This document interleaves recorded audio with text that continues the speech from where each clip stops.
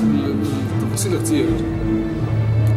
هو أولا شكري كان متأكدا أنه سوف يغتال، كان على علم، لكن كان جاته معلومات دقيقة فيها حتى توا يمكن أول مرة نقول لكم حاجة، أول مرة تخرج المعلومات جاته حتى من وزارة الداخلية فيها للشرفاء.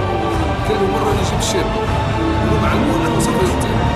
هذا القرار اتخذ على أعلى مستوى في حركة النهضة